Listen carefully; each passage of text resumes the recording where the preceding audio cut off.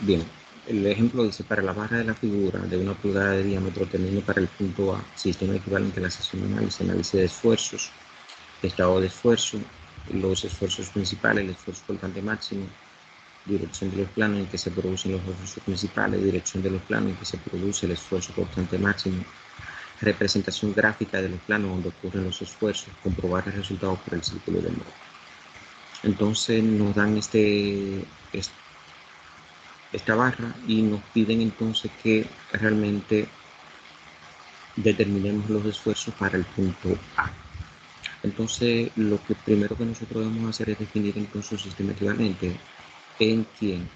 En el centroide de la sección que contiene el punto A. Entonces, ese sistema equivalente significa yo poder trasladar las fuerzas con su misma dirección y su mismo sentido y su mismo módulo y generar entonces un momento.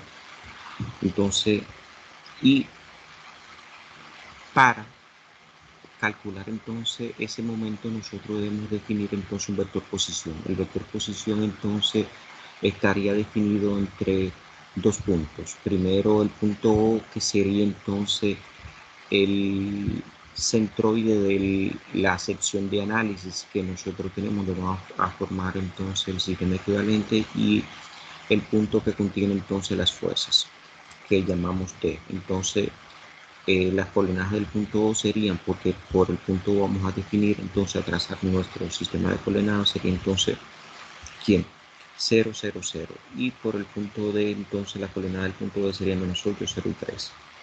El diámetro es 1 pulgada, entonces formando un sistema equivalente de fuerzas en O, eso es trasladando cada fuerza con su mismo módulo de dirección y sentido y genera un momento para cada fuerza. Tenemos entonces lo siguiente, vamos ya, el vector posición lo defino yo entonces como la coordenada del vector final menos la coordenada del punto final menos coordenada del punto inicial. Es decir, entonces para la componente en X nosotros tendríamos entonces X o D sería entonces la coordenada en X de D menos la coordenada en X de O, y eso nos da entonces menos 8 pulgadas. Y o D sería la coordenada en Y de D menos la coordenada en Y de O, y eso es 0 pulgadas. Y entonces Z o D sería la coordenada en Z de D menos la coordenada entonces Z en O, y eso nos da 3 pulgadas. Entonces, con lo cual ya podemos definir entonces nuestro vector posición OD. Ese vector posición queda definido como un vector que tiene 8 pulgadas en la dirección Y, menos 8 pulgadas en la dirección Y, 0 pulgadas en la dirección J y 3 pulgadas entonces en la dirección K. Entonces ya yo, fíjense esta sección, he trasladado entonces las fuerzas. Fíjense que las fuerzas tienen sus mismos módulos, su misma dirección y su mismo sentido. Las tres fuerzas. Entonces vamos a generar entonces los momentos. Para generar los momentos vamos a conocer entonces, definir el vector fuerza. ¿Cuál es el vector fuerza? El vector fuerza, entonces yo tengo tres fuerzas. Tengo una fuerza en X que es V de X menos 75 libras. Una fuerza entonces, como está dirigido a lo largo del eje X, el eje X es el eje longitudinal, se trata de una fuerza axial. Las fuerzas axiales son las que están dirigidas a lo largo del eje longitudinal. Entonces V de Y se trata de una fuerza cortante, entonces de menos 80 libras, y V de Z se trata de una fuerza cortante de 100 libras. Entonces, con lo cual ya hemos definido entonces el vector fuerza. El vector fuerza es un vector de menos 75 libras en Y, menos 80 libras en J, más 100 libras en K. Entonces, para definir el momento, entonces, vectorial, en forma vectorial, que no es más que el producto vectorial del vector posición por el vector fuerza, tenemos entonces el determinante del momento es y J y K, que son los vectores unitarios cartesianos. Entonces Rx, Ry, Rz, que son las componentes del vector posición, y Fx, Fy, Fz, que son las componentes del vector fuerza. Entonces nuestro determinante momento sería I, J y K menos 8i, 0, menos 8 pulgadas, 0 pulgadas, 3 pulgadas. Entonces menos 75 libras, menos 80 libras y 100 pulgadas. Entonces la componente en X de ese vector vendrá dado por el determinante que resulta de eliminar la primera fila con la primera columna y entonces me queda el determinante 8 pulgadas, 3 pulgadas menos 80 libras, 100 libras, y eso nos da entonces un valor de 240 libras pulgadas.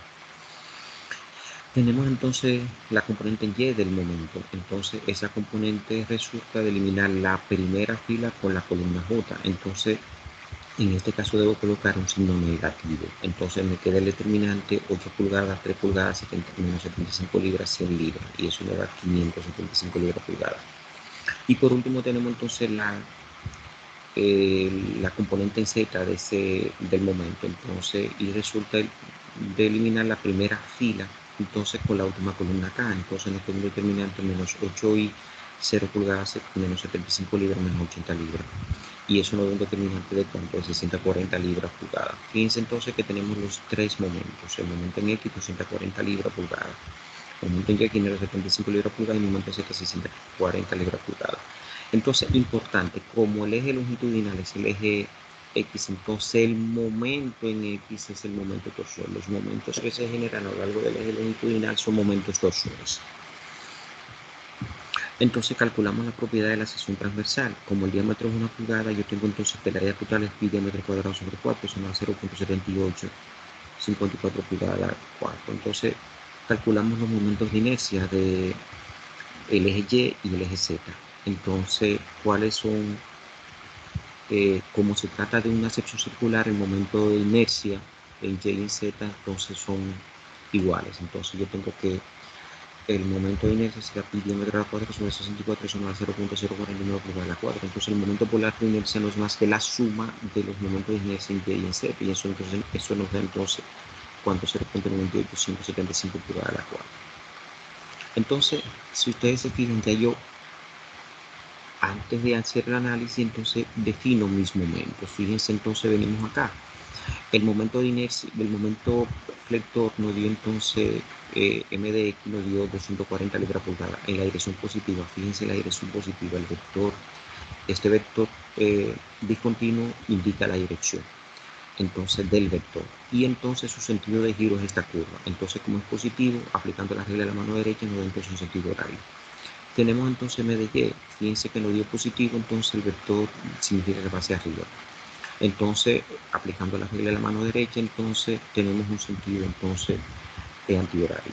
Y tenemos por último entonces m de z, que nos dio positivo en la dirección z. Entonces, aplicando la regla de la mano derecha, tenemos entonces un sentido de giro antihorario.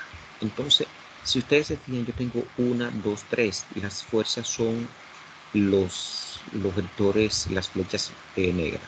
Y los momentos son las flechas rojas. Significa entonces que yo tengo 3 fuerzas, 3 momentos. Entonces, es decir, tengo 6 cargas. Es la máxima carga que yo puedo tener en una sección de análisis. O sea, 3 fuerzas y 3 momentos. O sea, una fuerza y un momento por cada eje. Entonces, lo anterior significa que yo debo analizar, entonces, hacer 6 análisis de esfuerzos, uno para cada carga. Entonces, como tengo 6 cargas, tengo que hacer 6 análisis. Entonces, empezamos con los análisis de esfuerzos. Entonces, para el punto A, que es el punto de análisis. Entonces, los esfuerzos normales son producidos por las fuerzas axiales, que son las que están dirigidas a lo largo del eje X por los momentos flectores. Entonces, como tengo una fuerza axial de menos 75 libras, el esfuerzo que genera es en la dirección de X, en la dirección del eje longitudinal, que es X. Entonces, como tengo, le llamo entonces sigma X1, sería el resultado de que dividir a la fuerza entre el área total, y eso me da menos 95.493 libras pulgadas. Entonces analizamos el esfuerzo que nos genera entonces el momento flector en Z de 640 libras pulgadas.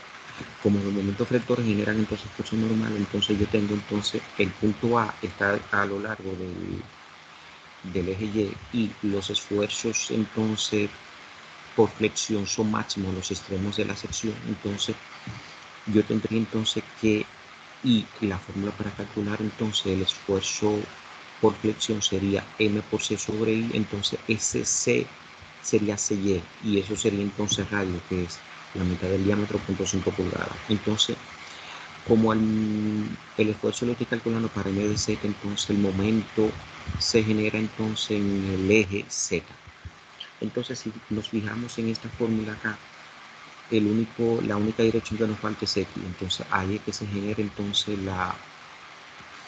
el esfuerzo en la dirección x. Entonces, como ya yo calculé un esfuerzo 1, a esto le llamo entonces sigma x2. Entonces vamos a analizar ahora realmente cuál sería el sentido.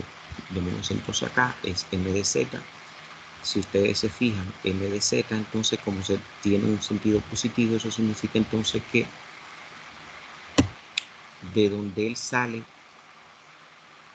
tracciona y donde llega comprime. Entonces significa que todas las fibras que están por encima del eje Z, entonces se traccionarían, y todas las fibras que están por debajo entonces del eje Z se comprimirían. Entonces eso significa que el punto A se traccionaría, es decir, se alargaría, aunque esté en la dirección negativa de X. Entonces eso es lo que explicamos acá. Decimos entonces que aplicando la regla de mano derecha se tiene que las fibras donde está A se traccionan. Por lo tanto, X positivo en el sentido de tracción es el eje X negativo. Es decir, estamos hablando nosotros, tenemos una tracción, pero esa tracción la estamos midiendo entonces en el sentido negativo del eje X. ¿Y cuál sería el valor entonces en X2? Sería entonces menos 40 libras pulgadas sobre 0.049087 pulgadas a la 4. Entonces, esto es por 0.5 pulgadas y eso nos da entonces menos 6.519 por la 3 libras pulgada cuadrada. Entonces MY, vamos a ver entonces como MY es un momento flector, generaría entonces un esfuerzo por normal. Entonces, ¿qué pasa? Como si ustedes se fijan, el eje neutro en este caso sería Y para MY, entonces pasa por el punto A, no genera entonces momento. Recuérdense que existe una fibra, que eso es la fibra donde se encuentra entonces el eje neutro, que no se deforma, por lo tanto entonces no, en ella no se produce ningún tipo de esfuerzo, por lo tanto M de Y no genera esfuerzo. Entonces ahí están definidos los tres esfuerzos que yo tengo normales. Entonces procedo a sumar, sigma X total sería sigma X1 más sigma X2 más sigma X3, y eso nos da menos 6.6145 por la 3 libras pulgada. Es un esfuerzo de tracción, fíjense, es un esfuerzo de tracción, aunque estamos midiendo el sentido del eje X, entonces realmente positivo,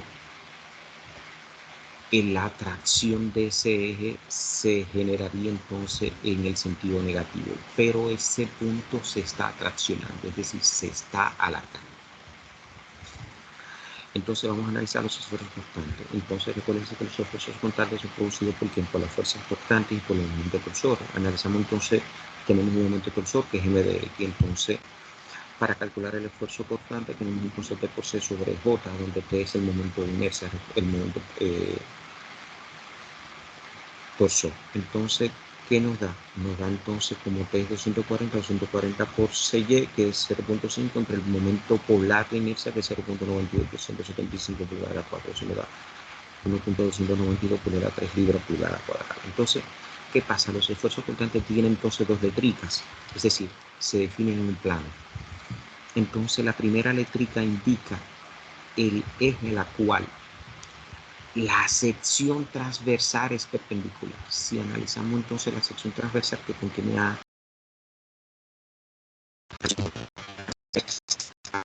sección transversal, realmente es perpendicular a qué eje, perpendicular al eje X. Por lo tanto, queda ya está perfectamente definida entonces la primera letra del esfuerzo entonces cortante. La segunda letra entonces es quién. La segunda letra, ¿cómo la definimos nosotros? Volvemos otra vez entonces a nuestra sección. Si vemos entonces, el sentido de giro del momento, entonces es un sentido como anti-horario. Entonces cuando el giro pase por el punto A, entonces generaría ese esfuerzo, estaría entonces dirigido a lo largo del eje positivo de Z. Por lo tanto, se trata entonces de la dirección Z.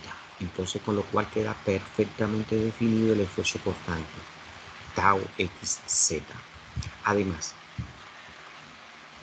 como la dirección es la dirección positiva del eje Z, o sea, ese esfuerzo está dirigido a la dirección positiva del eje Z, se trata de un esfuerzo positivo.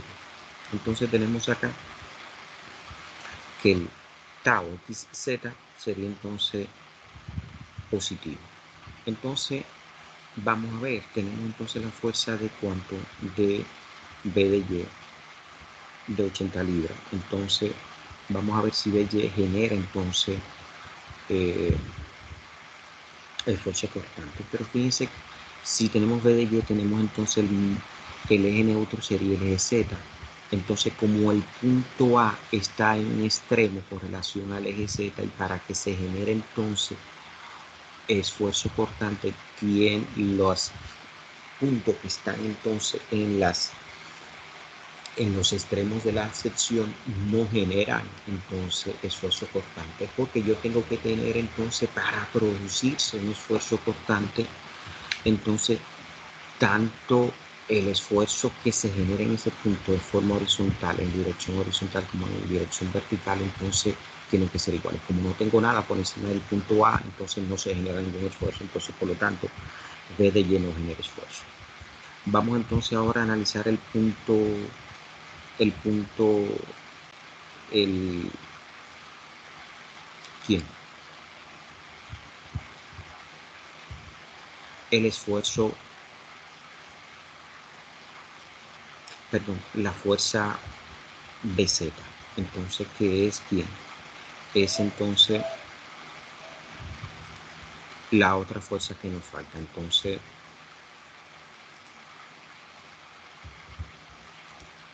para BZ, ¿qué tenemos? Tenemos entonces como BZ es 100 libras y está dirigida a lo largo del eje de la dirección positiva del eje Z.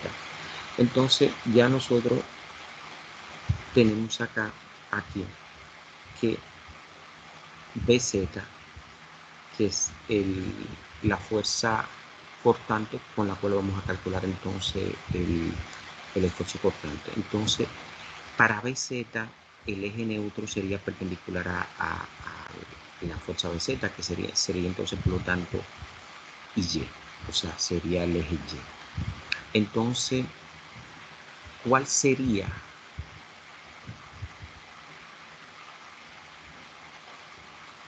Q?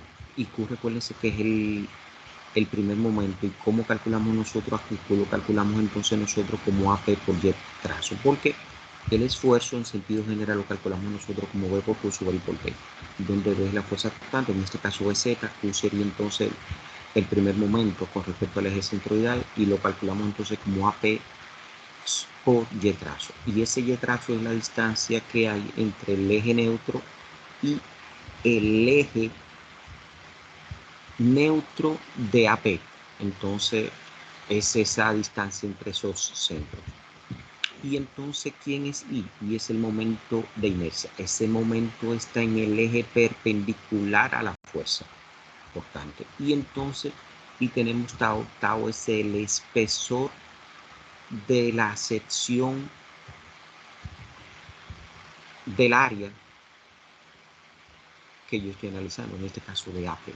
O sea, del área que contiene entonces el punto que yo estoy analizando, que es entonces en este caso AP.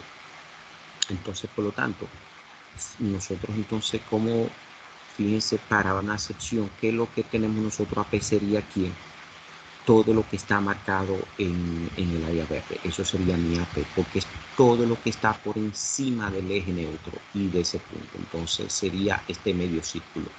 Recuérdense que el área de un círculo es pi por diámetro cuadrado sobre 4. Como tengo medio círculo, sería pi diámetro cuadrado sobre 8. Y entonces el centroide de un medio círculo Y trazo sería 4R sobre 3 pi. Entonces Q sería entonces AA por el Y trazo. Y eso nos da entonces a nosotros 0.08383 pulgadas a la cúbica.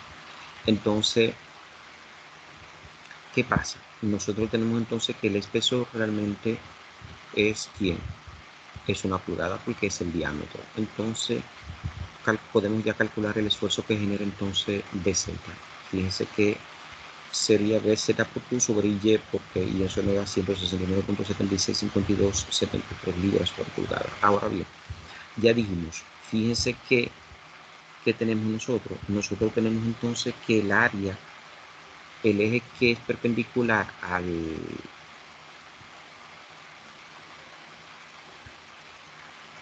esa área es perpendicular al eje y ese eje es X. Entonces ya con eso queda perfectamente definida la primera letrica. Entonces vamos como realmente el esfuerzo lo genera BZ, entonces tenemos entonces Z. Y tenemos entonces como la dirección positiva de quién, de BZ, como BZ está dirigida en la dirección positiva, entonces se trata de un esfuerzo positivo, como lo hemos dicho acá. Entonces fíjense que ya podemos calcular el tau XZ total, que sería tau XZ1 más tau XZ2, y eso no, entonces nosotros tenemos 0.3921 por la 3 sobre pulgada. Entonces ya generamos un tratado de esfuerzo. Si ustedes se fijan, yo tengo un plano. ¿Cuál es el plano que yo tengo? El plano XZ. Entonces, ¿qué es este plano que está acá? Entonces tengo un esfuerzo normal a ese plano, entonces que es sigma X, y tengo entonces un esfuerzo, ¿quién? Un esfuerzo cortante que sería tau XZ. Entonces este es el elemento cubo tridimensional y este sería el elemento bidimensional de esfuerzo. Este sería entonces mi punto 1 que estaría no por tiempo sigma X tau XZ, y este sería entonces el punto 2 que estaría formado solamente, como no tengo entonces un esfuerzo normal en el punto 2 en esta cara, tendríamos entonces tau ZX. Fíjense que hace ese tau. Tau tiende a girar entonces el elemento en sentido antihorario, por lo tanto es negativo. Entonces cuando llego al análisis del cálculo del círculo de los bolsos principales, yo tengo entonces sigma X realmente es un esfuerzo de tracción. Entonces 6.615 por la 3 libras sobre pulgada, y tau XZ como tiende a girar el elemento en sentido antihorario, entonces yo tengo es menos tau XZ, entonces eso es menos 1.391765 por la 3. Entonces yo puedo calcular ya sigma 1, sigma X más sigma Z sobre 2 más. Fíjense que tengo, como el plano es XZ, no es sigma Y, sino sigma Z. La raíz de sigma X menos sigma Z sobre 2 al cuadrado más tau X Z al cuadrado. Y eso me da 6.895 por la 3 libras sobre pulgada. Entonces, y tenemos sigma 2, sería solamente cambiar el signo. Entonces tenemos sigma X más sigma Z sobre 2 menos la raíz de sigma X menos sigma Z sobre 2 al cuadrado más tau XZ. Y eso nos da menos 250.912 libras pulgada. Entonces, si ustedes se fijan, este valor que está acá, sigma X más sigma Z sobre 2, es el sigma promedio y no es más que el centro del círculo de Mohr. Entonces yo puedo conseguir a sigma 1 y a sigma 2 como sumándose o más R, pero ¿quién es R? R es el radical, que es sigma X menos sigma Z sobre 2 al cuadrado más tau XZ.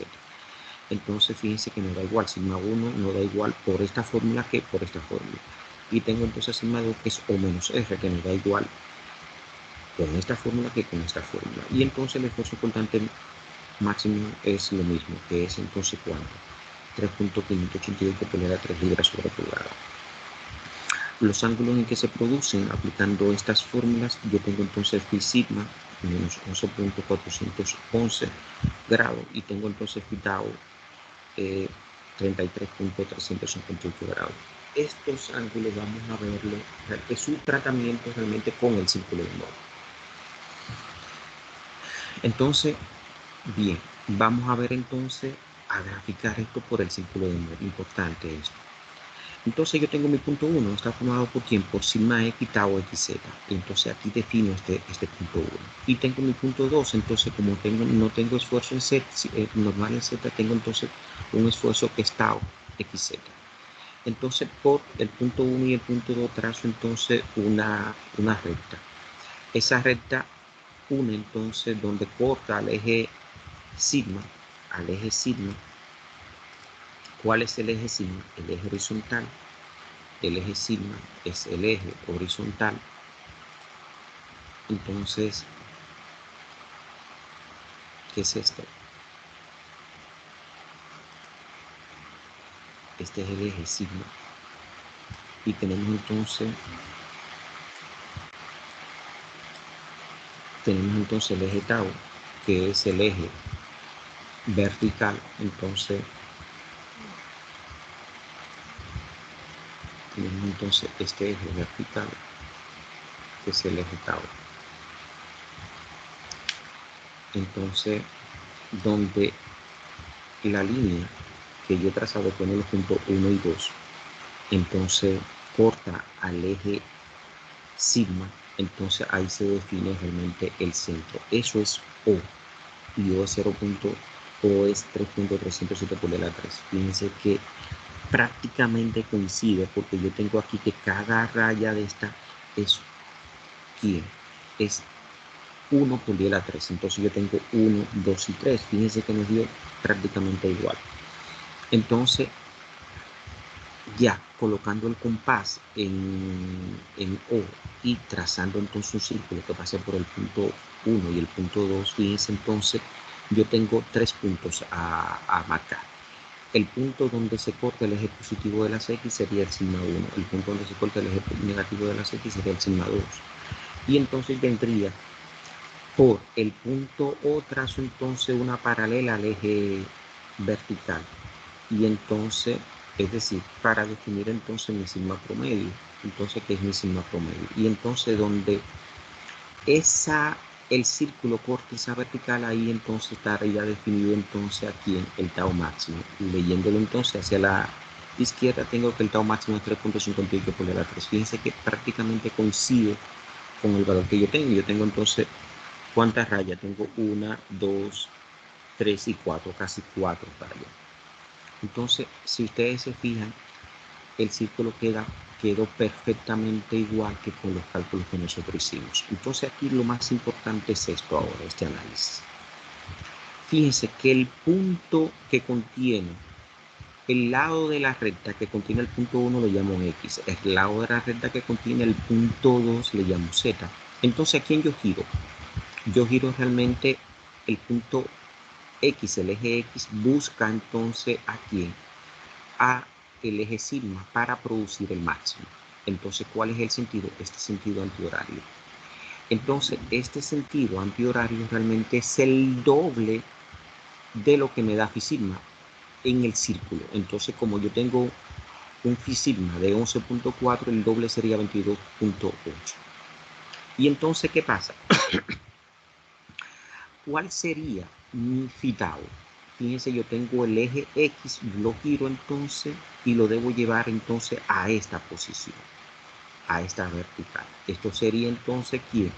Sumarles estos 22.8 más los 90 y nos da entonces a nosotros 11.826. Esa sería entonces realmente el esfuerzo, entonces el ángulo, 2 veces el ángulo phi tau. Entonces en el círculo, en el diagrama, o sea, en el elemento sería entonces la mitad, 112.82 entre 2, y eso nos da a nosotros entonces, nos da 56.41. Aquí, como en el círculo tengo 2 phi sigma, entonces en el elemento sería entonces 11.4. Y ahí está perfectamente definido ya el círculo de Moore. Entonces, la representación gráfica de los planos donde ocurre, fíjense que yo tengo mi plano sin girar. Entonces, fíjense, aquí está. El giro que le doy entonces a quién, que le doy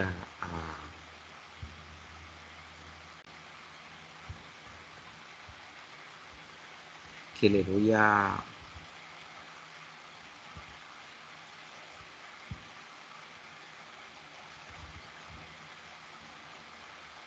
al eje X para conseguir entonces quién, para conseguir a